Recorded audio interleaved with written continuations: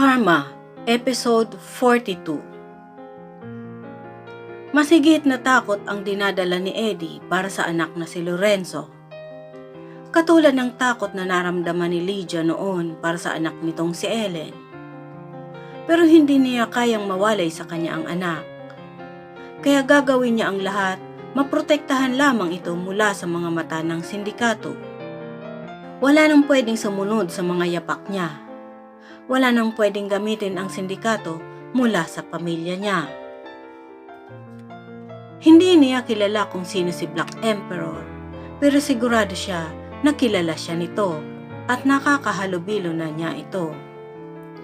Matagal na niyang inaral ang galaw at boses ng Black Emperor. Sinubaybayan niya ang taong pinaghihinalaan niyang may-ari ng katauhan ng Black Emperor. Tumutukoy ito sa isang tao na dating mataas ang posisyon sa lipunan, na kilala rin bilang isang matulungin sa mga tao at uliran sa paningin ng lahat. Ininom ni Eddie ang huling lagok ng alak. Wala rin siyang pinagkaiba sa Black Emperor, na kalahati ng pagkatao ay masama. Pagkatapos ay tinungo at kinabig niya ang lalagyan ng mga libro. Lumabas siya sa isang sekretong pasilyo at saka itinulak niya ang isang bahagi ng dingding na tanging siya lamang ang nakakaalam. Lumabas siya sa loob ng kwarto ng sariling anak. Tulog na si Lorenzo. Lumapit siya at naupo sa gilid ng kama nito at hinalakyan ang bata sa noo. Naalimpungatan si Lorenzo at nagdilat ng mga mata. Nakangiti agad ang bata nang makita ang ama. "Daddy?" "Sorry anak, naistorbo kita. Go back to sleep." Inayos ni Eddie ang kumot ng bata at niyakap ito. Naupo siya sa tabi ng kama at hinintay na muling makatulog ang bata. Samantala, lumuluha pa rin si Risa sa sama ng loob habang nakahiga sa kama. Ilang taon na siyang nagtitiis sa sistema ni Eddie. Pilit niya itong inuunawa dahil mahal niya ito, kahit hindi siya pinakasalan. Masakit isipin na pati si Lorenzo ay nakakulong sa loob ng Casa Salvatore. Nagkunwari siyang tulog nang maramdaman niya ang pagpasok ni Eddie sa kwarto. Pinakiramdaman niya ang pagpasok nito sa banyo. At pagkatapos, ang pag-ugoy ng kama nang tumabi ito sa kanya. Naramdaman niya ang pagyakap nito sa kanya at paghalik sa kanyang pisngi. Hindi na siya pwedeng magkunwaring tulog. Nagdilat siya ng mga mata at inis na tinabig ang kamay na nakayakap sa kanya. "Love, I'm sorry. Maiintindihan mo rin kung bakit ko ginagawa ito. Sorry na." Bulong ni Eddie at muling niyakap si Risa. Kasabay ng paghingi ng tawad ang maliliit na mga halik at yakap. Ang galit ni Risa ay napalitan ng pagkasabik kay Eddie. Ganoon naman lagi si Eddie sa tuwing may pagtatalo sila. Susuyuin siya sa paraang hindi niya kayang tanggihan. Ang pagsuyo nito na may dalang init ay nagpaninga sa kanya para pagsaluhan nila ang masayang pagniniig. Araw ng linggo, nagising si Eddie sa pagkakayokyok sa kanyang mesa. Nakatulog pala siya sa kanyang opisina. Napatutok siya sa noo. Patagal ng patagal ay pahirap ng pahirap ang hinihinging pabor ng sindikato. Para siyang may tanikala sa liig na kahit anong oras ay masasakal siya at kamatayan ang magiging kapalit.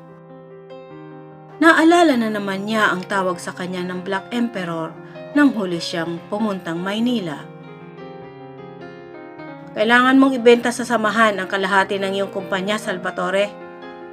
Kailangan yan para palawakin pa ang kayang marating ng ating paninda." Matigas ang naging pagtanggi niya sa Black Emperor. "Hindi maaari, Emperor. Pinaghirapan ko ang aking kumpanya. Hindi ko siya bebenta sa iba." Matigas ang naging tugon niya. Siya ang naghirap para marating ang kinalalagyan ng kanyang kumpanya at hindi niya ito ibebenta sa kahit kanino, lalo na sa sindikato. Ibebenta mo, Salvatore, sa ayaw at sa gusto mo. Marahas ang naging tugon ng Black Emperor sa kanya na sinundan pa ng malutong na pagmumura. Sa mahabang panahon na ginagamit ng sindikato ang kanyang kumpanya, ay napuno na rin siya. Pinatayan niya ng telepono ang Black Emperor. Pero nagsisi siya sa kanyang ginawa dahil posibleng gantihan siya ng sindikato at mapahamak ang kanyang pamilya.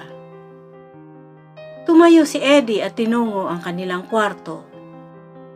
Wala si Risa sa loob ng kwarto. Napatingin siya sa kanyang relo. Napakahaba pala ng tulog niya. 3:00 na pala ng hapon.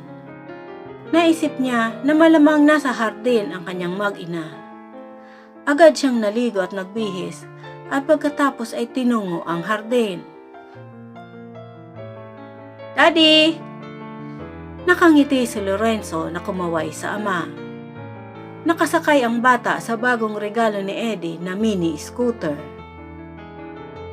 Hello! Don't drive too fast! Babala ni Eddie sa anak. Lumapit siya kay Risa. Good afternoon, love. Hinalikan niya ito sa labi at saka naupo sa tabi nito. Pinagmasdan niya si Risa na sa paglipas ng panahon ay wala pa ring kupas ang ganda at kaseksihan. Lagi itong nakapostura kahit nasa loob ng mansyon. Love, subukan mo itong bago kong luto na chiffon cake at itong bago kong timplang 4 season juice. Sinubuan ni Risa ng isang maliit na hiwa si Eddie. Masarap pa, komento ni Eddie habang ninunguya ang isinubo sa kanya. Sabi ko na magugustuhan mo rin eh. Nagustuhan din ni Enzo. Nagsali ng juice sa baso si Risa at iniabot kay Eddie. Habang kumakain ay pinagmamasdan ni Eddie ang anak na enjoy sa bago nitong mini scooter. Nakatingin din si Risa sa bata. Love, malaki na si Enzo. Nagtatanong na siya kung bakit hindi siya pwedeng mag-aral sa regular na paaralan.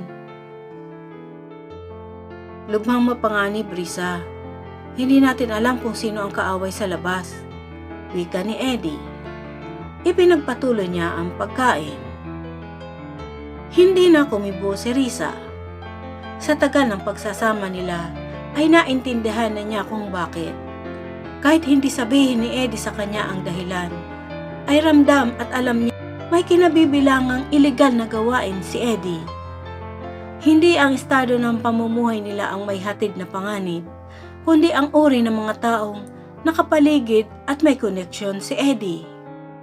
Nasanay na siya na araw-araw ay may nakikita siyang mga gwardya na armado ng mga matataas na kalibre ng baril. Iginala ni Eddie ang paningin habang umiinom ng juice. Bihira niyang mapagmasdan ang paligid ng buong Casa Salvatore. Pinagmasdan niya ang mga puno ng magnolia na puro bulaklak habang lumilipad at dumadapo ang mga iba't ibang uri ng ibon.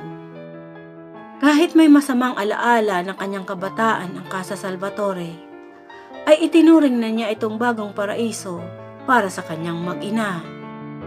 Natigilan sa pagmumuni-muni si Eddie na makarinig ng kalampag mula sa malaking gate at pagkatapos ay nakarinig sila ng mga putok ng baril. Mabilis na hinila ni Eddie sina Risa at Renzo papasok ng bahay. Ravino! Pinasok tayo ng mga kaaway! Sigaw ni Eddie. Nagkagulo na ang mga tauhan ni Eddie at sunod-sunod na ang putukan. Isinama ni Eddie sina Risa at Renzo sa loob ng kanyang opisina. May itinulak siyang isang parte ng dingding. Nang bumukas ito ay isang kwarto ang bumungad. Pinapasok ni Eddie ang kanyang mag-ina sa loob ng kwarto at mabilis niyang kinuha ang nakasabit na mataas na kalibre ng baril. Binuksan niya ang isang cabinet at may kinuhang bag at isang hugis, flashlight. May pinindot si Eddie sa katawan ng flashlight at nagkaroon ito ng ilaw. Makinig ka, Risa. Kapag hindi ako nakabalik, dalhin mo itong flashlight at itong pera. May lihim na lagusan dito. Tumakas kayo ni Renzo. Isang mabilis na halik ang inginawad niya kay Risa at yakap kay Renzo. Lumabas na si Eddie at isinarado ang pinto. Lumabas siya ng opisina at inihanda ang kanyang armas. Handa siyang makipagbarilan sa mga kaaway. Paglabas niya, ay nagkakagulo na ang kanyang mga kasambahay at iba pang tauhan.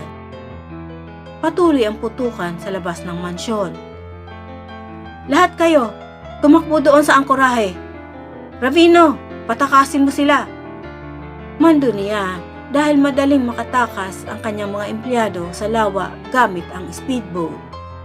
Nakipagpalitan ng putok si Eddie kasama pati ang mga tauhan ni Ravino.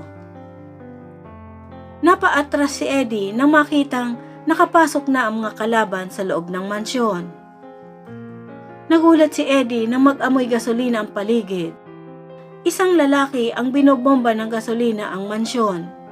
Mabilis itong sinugod ni Eddie para mapigilan at nagpambuno sila ng lalaki. Napatay niya ang lalaki at hinatak niya ito sa loob ng kanyang opisina. Nasusunog na ang kanyang mansyon at bago pa ito matupo kasama siya, ay kailangan niyang makaalis sa lugar.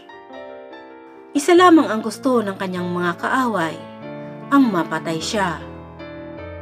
Hinablot niya ang suot na gintong kwintas na may pendant na letter E at ipinatong ito sa katawan ng patay na lalaki.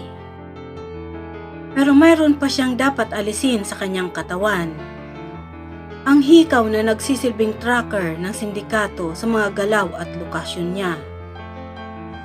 Tuluyan na kayang makawala si Eddie sa kuko ng sindikato? Abangan sa susunod na kabanata.